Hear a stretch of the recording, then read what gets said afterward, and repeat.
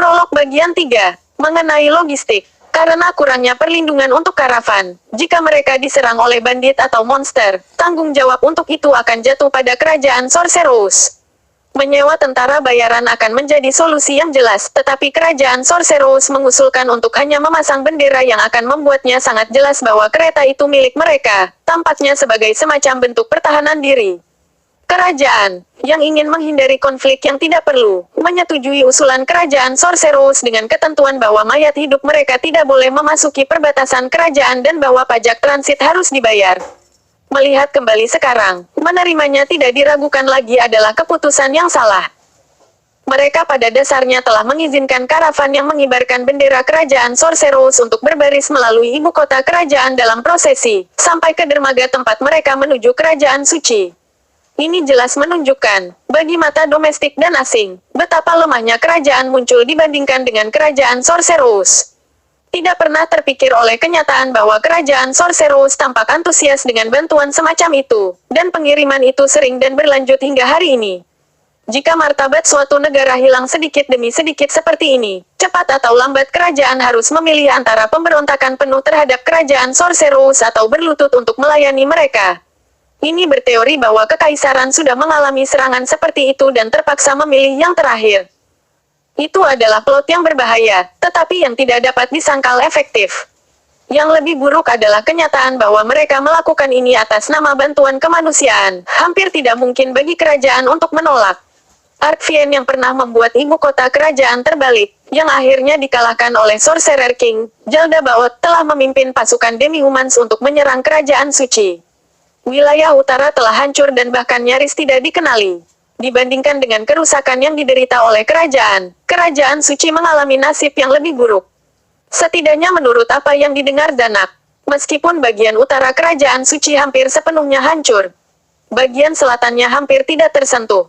Kurang dari sepertujuh lebih besar dari. Setelah Ratu Suci wafat dan Raja yang baru naik ke tahta, kematian para bangsawan di utara menyebabkan keresahan umum di tanah mereka. Para bangsawan di selatan mulai bertikai secara internal, dan insiden serupa lainnya menyebabkan sedikit masalah bagi kerajaan suci. Konflik simultan menyebabkan dua bagian kerajaan suci untuk memperebutkan kekuasaan dan kepentingan mereka sendiri. Hasilnya adalah bantuan yang tertunda bagi orang-orang di utara, beberapa bahkan tidak dapat diandalkan untuk mendapatkan makanan. Rahmat penyelamatan mereka adalah biji-bijian yang disediakan oleh kerajaan Sorcerous, biji-bijian yang dikirim dari gudang kerajaan ke kerajaan suci melalui rute darat dan laut.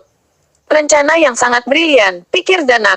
Dalam kesulitan yang mengerikan, mereka tidak punya waktu untuk memikirkan dari mana makanan itu berasal, bahkan jika itu berasal dari salah satu mayat hidup. Jika kita yang memberikan bantuan makanan, niat baik yang diterima Raja Sorcerer pasti akan menjadi milik kita. Tapi, tidak mungkin kita bisa melakukan itu dalam kondisi seperti ini.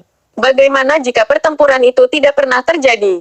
Tidak, paling tidak, jika Jaldabaoth tidak menjarah semua jenis sumber daya selama kekacauan di ibu kota kerajaan, mereka setidaknya akan berada dalam posisi yang lebih baik daripada sekarang. Jika mereka adalah orang-orang yang memberikan bantuan makanan kepada kerajaan suci, tidak mungkin reputasi mayat hidup akan sebagus sekarang. Tapi bukan itu yang terjadi. Setelah menerima berita tentang penobatan raja yang baru, diplomat yang dikirim oleh kerajaan diberi bahu dingin menurut laporan sesudahnya. Ini bukan perang dingin yang disebabkan oleh kebijakan nasional yang memusuhi negara-negara tetangga. Hubungan antara kedua negara tidak pernah buruk ini pada masa pemerintahan almarhum Kudus Queen Kalka Besares. Mungkin hubungan mulai memburuk sebelum kekurangan gandum, kembali ketika kerajaan menolak untuk memberikan dukungan militer terhadap invasi Jaldabaoth ke kerajaan suci. Itu mungkin merupakan pukulan fatal bagi hubungan mereka. Tentu saja, mengirimkan bantuan pada saat itu benar-benar keluar dari pertanyaan. Bagaimanapun, itu adalah waktu yang lebih kacau untuk kerajaan karena kerugian besar yang ditimbulkan oleh sihir yang kuat dari Raja Sorcerer. Ain Soalgon. Selain itu, mereka telah kehilangan beberapa prajurit mereka yang paling terkenal. Yang paling penting adalah Kapten Prajurit Gazef Stronov, terkenal karena menjadi yang terkuat di seluruh kerajaan. Bantuan apa yang bisa mereka berikan terhadap iblis yang begitu kuat pada waktu itu? Apapun yang bisa mereka katakan sekarang hanya akan terdengar seperti alasan pahit dari kerajaan yang tidak punya hati. Tetapi negara lain manapun di posisi yang sama dengan kerajaan yang menerima permohonan bantuan seperti itu akan merespons dengan cara yang sama. Hanya kerajaan Sorcerous yang mengirim bantuan militer dan domestik, jadi kerajaan itu memucat jika dibandingkan. Faktanya, kerajaan Suci Utara telah menjadi kecenderungan yang menguntungkan terhadap kerajaan Sorcerous menurut para diplomat. Masalah demi masalah tanpa solusi menyebabkan keterlambatan dalam merespons. Pada saat inilah akhirnya dia bisa melihat gambaran yang lebih besar dan masalah yang sama besarnya. Meskipun ini tampaknya merupakan pertemuan berbagai kebetulan, situasinya dapat memberikan kesan salah bahwa semuanya terhubung. Tidak mungkinkah? Oh, saudaraku, aku bisa mendengarmu baik-baik saja, tidak perlu berteriak. Saya tidak setua itu. Karena kamu telah mengabaikan kakakmu yang berdiri tepat di depanmu untuk tenggelam dalam pikiranmu sendiri, aku akan membuat beberapa kenangan buruk bagimu sebagai balas dendam. Atau apakah Anda memikirkan sesuatu? Tidak ada, hanya menjadi agak terlalu paranoid. Renner menoleh ke arahnya, matanya penuh belas kasihan. Aku tidak terlalu yakin, tapi itu sudah pasti. Anda berbicara tentang hal-hal negatif sepanjang waktu, jadi tentu saja, setiap pikiran Anda pasti akan membelok ke arah skenario terburuk. Itu masuk akal, mungkin, Mehaem itu pasti. Tentang kerajaan suci, perpecahan antara utara dan selatan berarti mereka hanya selangkah lagi dari perang saudara, kan? Jika itu masalahnya, maka pihak mana yang akan menang? Meskipun utara yang kelelahan sepertinya tidak memiliki kesempatan bertarung sama sekali. Yah, mungkin. Fakta bahwa seseorang yang terkenal dari utara meninggal adalah faktor yang berpengaruh. Lagi pula, paladin perempuan itu juga mati. Aku tidak tahu banyak tentang itu. Apakah itu seseorang yang terkenal? Mehaem, dari apa yang saya dengar dia bisa diikat dengan kapten prajurit kita. Dia pernah mengunjungi kerajaan kita, sayang sekali kita tidak bisa bertemu. Melewati urutan pertemuan normal untuk memberikan audiensi langsung ke utusan tidak resmi tidak sesuai untuk kedua belah pihak. Keluarga kerajaan akan dipandang rendah jika pertemuan itu datang terlalu dini. Pada saat para diplomat membuat keputusan itu, mereka sudah meninggalkan ibu kota. Jika mereka tahu apa yang mereka lakukan sekarang, mereka seharusnya mengadakan pertemuan dengannya apapun yang terjadi. Mungkin itu bisa membantu mereka mendapatkan opsi cadangan potensial untuk masa depan. Saat itu, penilaianmu benar secara diplomatis. Jika bukan karena Anda mengatakan kepada saya untuk tidak melakukannya sepanjang waktu, saya akan berpikir bahwa itu bukan masalah besar untuk bertemu dengan mereka.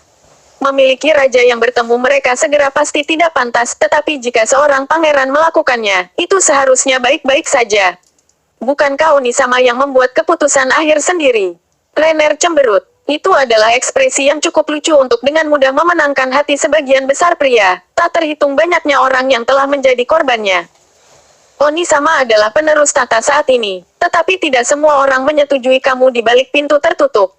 Kemungkinan penyebab gosip, betapapun kecilnya, harus dihindari. Akan sangat menyusahkan saya jika Anda tidak mengamankan tahta. Oh, dan menyebabkan pemberontakan sekarang juga akan menjadi masalah. Jika itu terjadi, kamu tidak akan bisa memenuhi janjimu. Mehaem itu benar. Dia tidak menyamarkan niatnya sama sekali, tapi tetap saja meyakinkan. Biasanya begini caranya. Kerajaan Sorcerous telah memberikan bantuan kepada Kerajaan Suci Utara. Jika semua berjalan sesuai rencana mereka, mereka akan memiliki negara yang mudah dimanipulasi di tangan mereka. Haruskah kita mencoba menghubungi selatan? Jika Kerajaan Suci Utara yang mempertahankan hubungan persahabatan dengan Kerajaan Sorcerous, maka selatan harus memandang Kerajaan Sorcerous sebagai musuh mereka. Jika kerajaan membentuk aliansi dengan selatan, itu mungkin mereka bisa menahan upaya kerajaan sihir itu. Itu benar, itu pasti perkembangan yang diinginkan. Ada alasan lain mengapa kedua belah pihak berselisih satu sama lain, yaitu ajaran baru leluhur tak berwajah itu. Yang juga tidak baik bagi kerajaan. Yang itu. Yang tak berwajah, nama panggilan untuk proselitator yang muncul setelah kekacauan yang disebabkan oleh Zelda Baot. Meskipun kelihatannya nama aslinya dipublikasikan, julukan itu telah menyebar lebih jauh dari nama aslinya. Ajarannya, yang dihargai oleh banyak pengikutnya, adalah bahwa kelemahan tanpa dorongan untuk memperbaiki diri sendiri adalah dosa. Semua orang harus berusaha keras untuk mencapai tujuan menjadi lebih kuat. Itu adalah konsep yang kurang lebih dimengerti bagi kebanyakan orang. Meskipun ada dukungan luas untuk ajarannya di utara, itu tidak hanya tidak populer tetapi juga dijauhi di selatan. Namun, ini adalah hasil yang dapat diprediksi. Bagi kelas penguasa, mentalitas semacam itu hanya akan mengundang ketidakstabilan bagi mereka yang berada di puncak. Mungkin itu adalah alasan utama mengapa para bangsawan di selatan, yang masih mempertahankan otoritas mereka, dan utara yang memburuk dengan cepat berada di tenggorokan masing-masing. Apa yang dipimpin oleh orang tak berwajah itu lebih merupakan sebuah komunitas daripada sebuah agama. Karena itu, 4 dewa besar masih disembah seperti biasa dan masalah dengan lembaga keagamaan tidak pernah muncul. Pada saat yang sama, Raja Suci yang baru dimahkotai memberikan persetujuannya kepada kelompok, lebih jauh membagi utara dan selatan.